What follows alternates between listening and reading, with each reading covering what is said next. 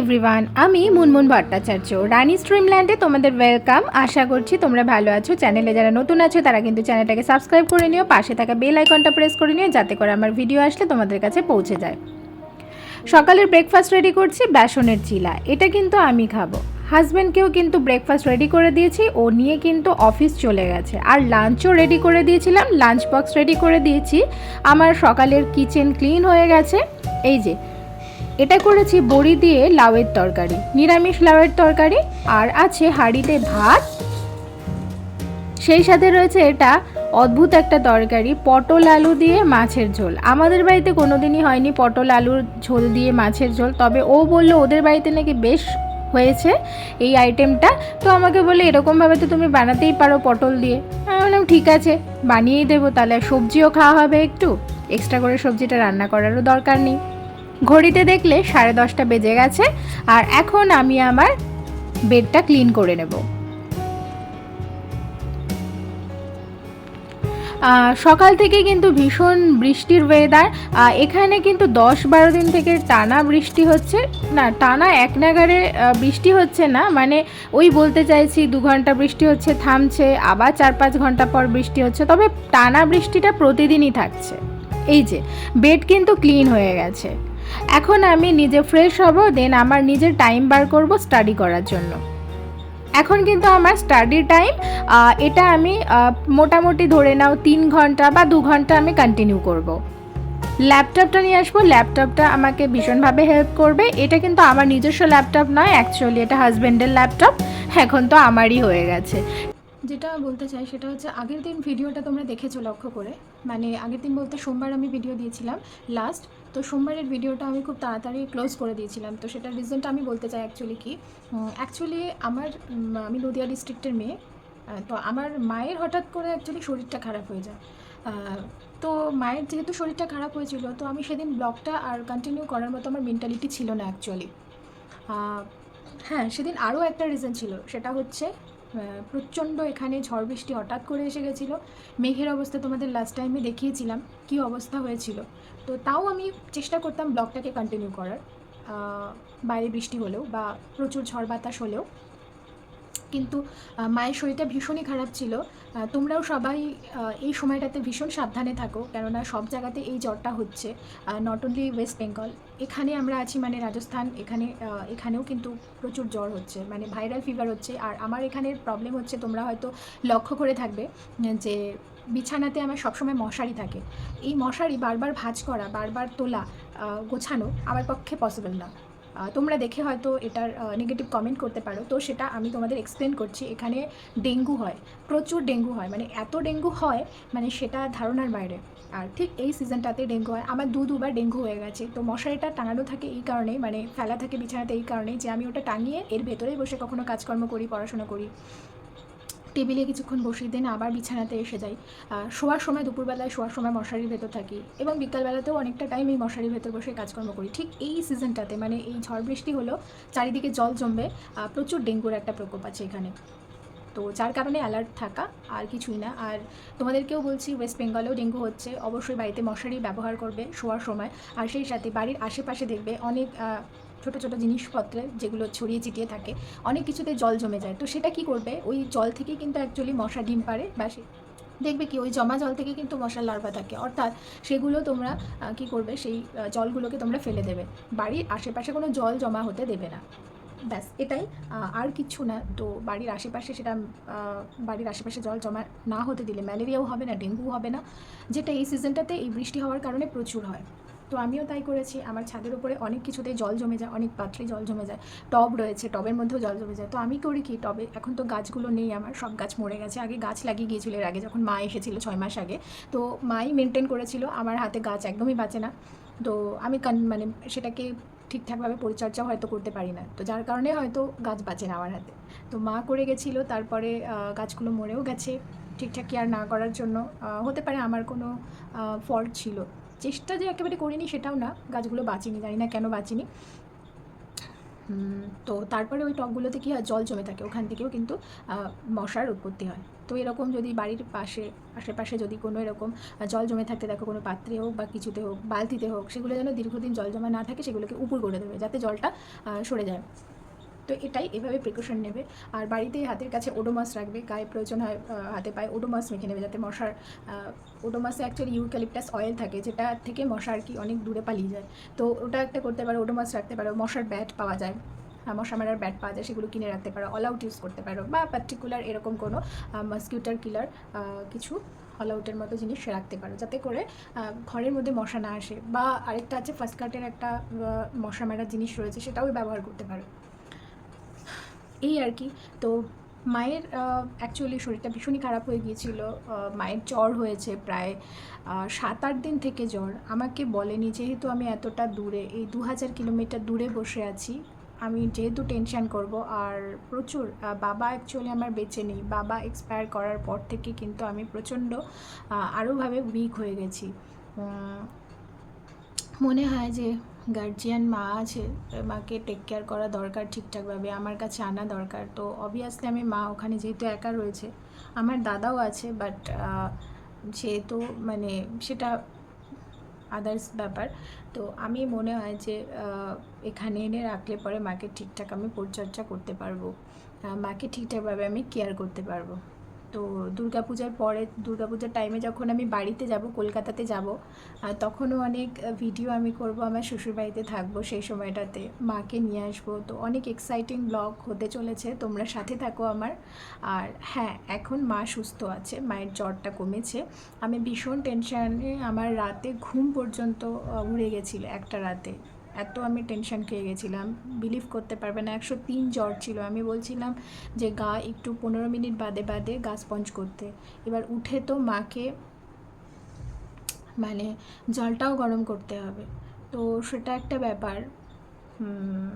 আর দাদা অ্যাকচুয়ালি কাজের জন্য বাইরে থাকে, তো যার কারণে বাড়িতে যেহেতু কেউ নেই, তো সেই কারণে একটা প্রবলেম হয়ে গেছিলো। তো যা যেটুকু করতে হচ্ছিলো, পুরো গোটা বাড়িতে মা একা ছিল, আর মা নিজেই হ্যান্ডেল করেছে নিজের বিষয়টা। ওই অবস্থাতেই গরম জল করেছে, উঠেছে, তারপরে গা স্পঞ্জ করেছে ঈষৎ উষ্ণ গরম জলে।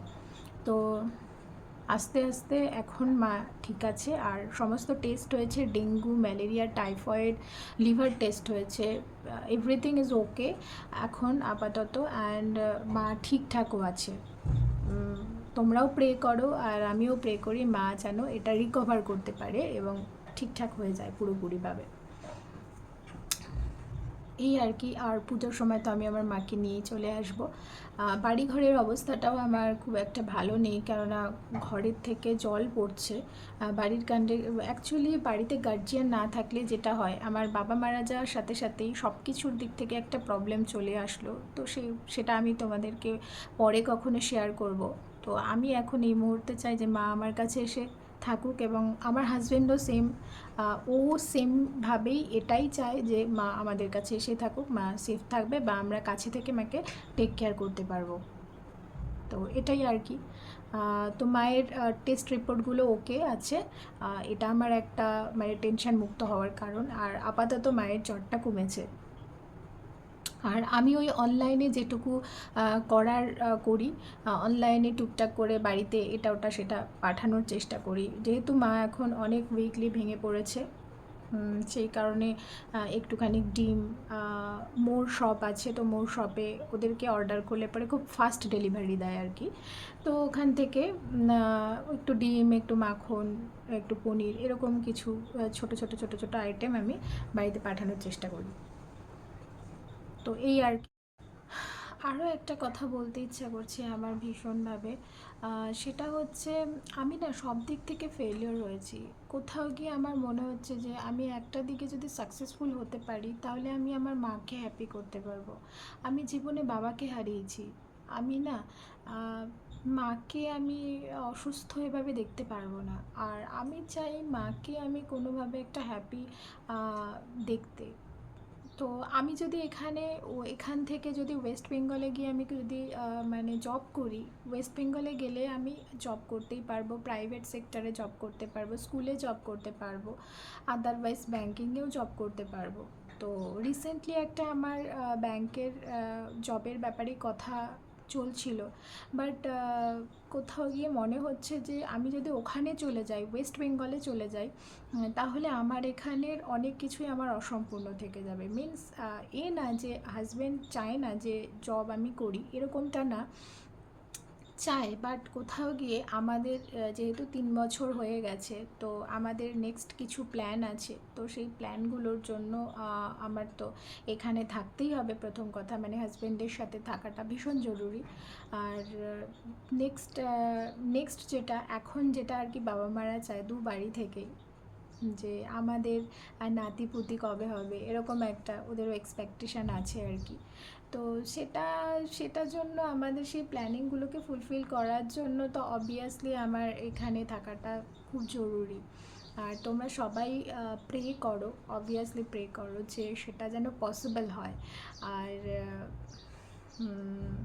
হ্যাঁ, আরেকটা ব্যাপার সেটা হচ্ছে এখানে থেকে আরেকটা সমস্যা হয়ে গেছে, সেটা হচ্ছে আমি খুব ফ্লুয়েন্টলি হিন্দিতে কথা বলতে পারি না। তো এখানে যদি আমি একটা স্কুলেও ঢুকি না, তাহলে কি হবে, আমি সেই ফ্লুয়েন্টলি হিন্দিতে কথা বলতে না পারার জন্য অনেক প্রবলেম ফেস করব, এবং আমি চাই না যে অ্যাজ এ টিচার আমি সেই উপহাসের পাত্রটা হই কোথাও। তো আমি অনলাইনেও কিছু করছিলাম টুকটাক। দেন চিন্তা করলাম যে আবার গভর্নমেন্ট সার্ভিসের জন্য প্রিপারেশন স্টার্ট করি। যেহেতু আমি গভর্নমেন্টের অনেক এক্সাম ক্র্যাক করেছি, তো আমার কোথাও গিয়ে মনে হয় যে আমি আমার সেই পড়াশোনার জায়গাটাকে আবার ফিরিয়ে আনি। গ্যাপ তো হতেই পারে, তো আমি যদি আবার স্টার্ট করি, কিন্তু চিন্তা করছি যে সেটা যদি আবার স্টার্ট করতে যাই, এখন কিন্তু এজটাও অনেকটা হয়ে যাবে, এবং গভর্নমেন্ট সার্ভিস করতে গেলে মিনিমাম আমার হাতে 6 বছর টাইম লাগবেই, এটা আমার মনে হচ্ছে, বা 3 থেকে 4 বছর মিনিমাম। তো সেটা আমার পক্ষে এখন এতটা দূর ওয়েট করা কিছুতেই পসিবল না। প্রথম কথা, আগে গভর্নমেন্ট সার্ভিসের জন্যই প্রিপারেশান করছিলাম, তো সেই জায়গাতে আমি ফেলিওর হয়েছি। সেটাও একটা আমার মায়ের দুঃখ আছে, আমার দুঃখ আছে নিজের। অনেকটা দিন প্রাইভেটে ঢুকিনি, শুধুমাত্র গভর্নমেন্ট সার্ভিসে প্রিপারেশন করছিলাম বলে। তাও আমার দিক থেকে কিছু তো ফল্ট ছিল, যার কারণে হয়তো হতে পারে যে আমি ক্র্যাক করিনি। হ্যাঁ, এক্সাম ক্র্যাক করেছি, বাট ইন্টারভিউ ফেস করেছি, বাট আমার হয়নি, এরকম প্রবলেম হয়েছে আমার। তো যাই হোক, আমি এইটুকুই বলবো, আমি অ্যাজ এ ইউটিউবার যেন সাকসেসফুল হতে পারি, তোমরাও আমার পাশে থাকো এবং আমার মায়ের এই স্বপ্নটাকে পূরণ করার চেষ্টা করো, প্লিজ প্লিজ প্লিজ। কজ এই কারণে বলছি যে কোথাও গিয়ে যেন আমি একটু হলেও মায়ের মুখে হাসি যেন ফোটাতে আমি পারি। অ্যাজ এ ইউটিউবার আমি যেন এমন কিছু বলি বা এমন কিছু করতে পারি যেটা তোমাদেরও কাজে লাগবে। প্রতিদিন কিছু না কিছুভাবে আমি যেন তোমাদেরকেও কোনো না কোনোভাবে ইন্সপায়ার করতে পারি। হ্যাঁ, তোমরাও পড়াশোনা যারা করছো, গভর্নমেন্ট সার্ভিসের প্রিপারেশান যারা করছো, তারা অবশ্যই করো, লেগে থাকো, এবং কোনো কিছু না লেগে থাকলে ঠিক হবে। আমাদের যাদের হয় না, তাদের নিশ্চয়ই কোনো না কোনো হয়তো ত্রুটি আছে, সেই কারণে হয়তো আমরা ফেলিওর। তো যাই হোক, এখন একটা ছোটোখাটো ইউটিউব চ্যানেল আমি এর আগে 2টো খুলেছিলাম, বাট আমি ফেলিওর হয়েছিলাম। কপিরাইট ক্লেম এসে গেছিলো, কপিরাইট স্ট্রাইক এসে গেছিলো। কপিরাইট ক্লেম তো পরে সেটার সলিউশনও খোঁজা যায়, বাট কপিরাইট স্ট্রাইক আসার জন্য আমার চ্যানেলগুলো বন্ধ হয়ে যায়। তো জানি না, এটা এখন চালাচ্ছি। আমি চাই তোমরা আমার পাশে থাকো, এবং আমি জানি একটু মায়ের মুখে সেই হাসিটা ফোটাতে পারি। তো আজকে আমি তোমাদের সাথে হার্ট টু হার্ট কথা বলে আমি নিজেও ভীষণ পজিটিভ ফিল করছি। আমি মনে হচ্ছে যে হ্যাঁ, নিশ্চয়ই তোমরা পাশে আমার থাকবে, এবং অবশ্যই আমাকে সাপোর্ট করবে। তো অবশ্যই চ্যানেলটাকে সাবস্ক্রাইব করে নিও, পাশে থেকো, এবং আমার ভিডিওগুলোকে শেয়ার করো তোমরা, আমি চাই। আজকে তোমাদের সাথে আরও একটা জিনিস শেয়ার করার আছে, সাথে থাকো। আমি এখন প্রোডাক্ট তোমাদের সাথে, 2টো না 3টে অ্যাকচুয়ালি আমি প্রোডাক্ট তোমাদের সাথে শেয়ার করব। সেটা হচ্ছে একটা দারুণ ভালো, দুর্দান্ত ভালো একটা ফেস অয়েল, যেটা আমি তোমাদের সাথে এখন শেয়ার করব। তো আমার সমস্ত প্রোডাক্টগুলোর লিঙ্ক কিন্তু আমি নিচের ডেসক্রিপশন বক্সে মেনশন করে দেবো, ওখানে গিয়ে তোমরা কিন্তু অবশ্যই চেক আউট করে নিতে পারো। তো ফার্স্ট যে ফেস অয়েলটা আছে, এটা ভীষণ ভালো একটা রিজনেবল প্রাইসের মধ্যে, অর্থাৎ বাজেট ফ্রেন্ডলি এটা ভীষণই। এত চিপ রেটে এত ভালো একটা ফেস অয়েল জাস্ট ভাবাই যায় না আর কি। তবে এটার ব্র্যান্ড নেম হচ্ছে আয়ুর্বেদিকের ব্র্যান্ড নেমটাই আয়ুর্বেদিকের কুমকুমাদি ফেস অয়েল আছে।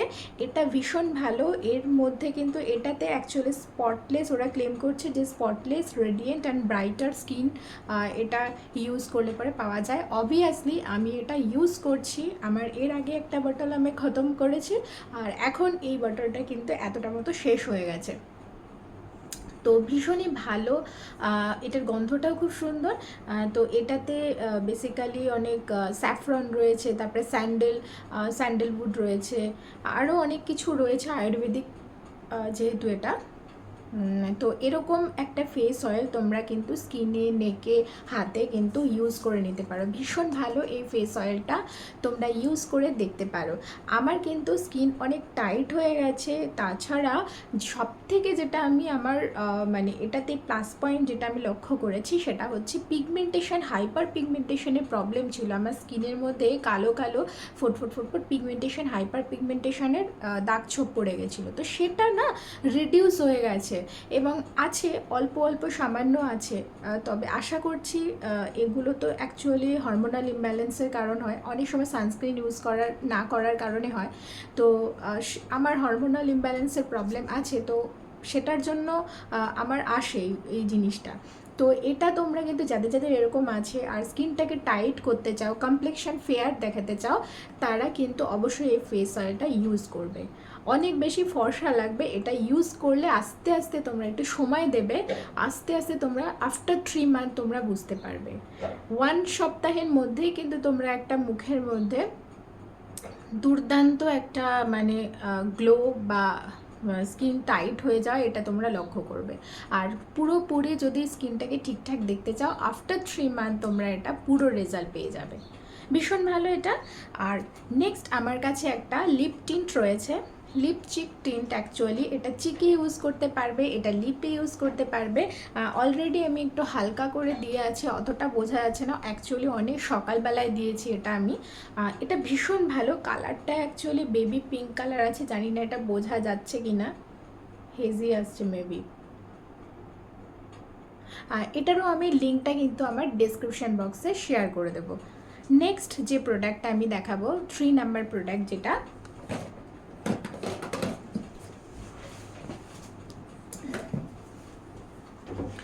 এটা হচ্ছে এটার ভিডিও আমি অলরেডি শেয়ার করেছি। এটা আছে একটা ডট অ্যান্ড কি এর সানস্ক্রিন। এটা ভীষণ ভালো। এই সানস্ক্রিনটা মানে কাইন্ড অফ বিবি ক্রিমের মতো। তো এটা ইউজ করলে না তোমরা ওই ফাউন্ডেশন বিবি ক্রিমের মতো টেক্সচার, সিসি ক্রিমের মতো কিন্তু টেক্সচার এটার ভাবতেই পারবে না। আর এটার কিন্তু কোনো ফ্রেগরেন্স নেই, ফ্রেগরেন্স ফ্রি, ভীষণ ভালো, লাইট ওয়েট। তবে বিবি ক্রিম যেরকম একটু গাঢ় হয় বা মেকআপ ফাউন্ডেশন যেরকম একটু গাঢ় হয়, একদমই ওটা না, গাঢ় না। এটা কিন্তু ভীষণই লাইট ওয়েট, এবং এটা ইউজ করলেও পরে কিন্তু এটা অবশ্যই সানস্ক্রিন এটা। আর সেই সাথে এটা কিন্তু SPF 50+, PA++++। তো এটাও তোমরা চাইলে কিনে নিতে পারো। এটারও লিঙ্কটা কিন্তু আমি আমার নিচের ডেসক্রিপশন বক্সে শেয়ার করে দেবো, তোমরা কিন্তু ওখান থেকে চেক আউট করে নিতে পারো। এই দেখো না, তোমাদের দেখিয়ে দিচ্ছি, এই দেখো পুরো একদম বিবি ক্রিমের মতো, এবং খুব সুন্দর একটা হালকা ফেয়ার লুকও এনে দেয়, এবং স্কিনের সাথে খুব তাড়াতাড়ি অ্যাবজর্বও করে যায়। এবং সেই সাথে কিন্তু এটা একদমই, এটার টেক্সচারটা কিন্তু লাইট ওয়েট। এই দেখো ডিফারেন্সটা দেখো তোমরা, জানি না বুঝতে পারছো কিনা, দুটো হাতের মধ্যে ডিফারেন্সটা দেখো, এটা দেখো আর এইদিকে দেখো। তো যাই হোক, প্রোডাক্টগুলোর লিঙ্ক কিন্তু আমি নিচে ডিসক্রিপশন বক্সে শেয়ার করে দেবো, তো তোমরা ওখানে চেক আউট করে নিও সমস্ত ডিটেল, তোমরা প্রোডাক্টের প্রাইস কত আছে। হার্ট টু হার্ট কথা বলতে পেরে তো আমার ভীষণ ভালো লাগছে আজকে। চলো যাই বাইরের ওয়েদারটা দেখায়। এখন থেকে কিন্তু বিকেল হয়ে গেছে, বিকেল মানে ওই 6টা 6:30 হবে। এখানে তো 8টার সময় সূর্য ডোবে, তবে এখন বৃষ্টির ওয়েদার বলে কিছুই বোঝা যাচ্ছে না। আকাশে দেখালাম মেঘ কীরকম জমেছে। ব্লগটা কিন্তু বেশি দূর কন্টিনিউ করব না, এখন মোটামুটি ধরে নাও একটু বিকেল ওই আমাদের ওখানে বিকেল সন্ধ্যার মাঝামাঝি যেরকম হয় সেরকমই হয়ে গেছে। ব্লগটা কিন্তু বেশি দূর কন্টিনিউ করা যাবে না, অনেকটা বড় হয়ে যাচ্ছে। আজকে ভিডিওটাকে এখানে এন্ড করতে চলেছি। সোমবার, বৃহস্পতিবার এবং শনিবার 3 দিন সপ্তাহে আমার ভিডিও আসে। চ্যানেলটাকে সাবস্ক্রাইব করে নিও। টাটা।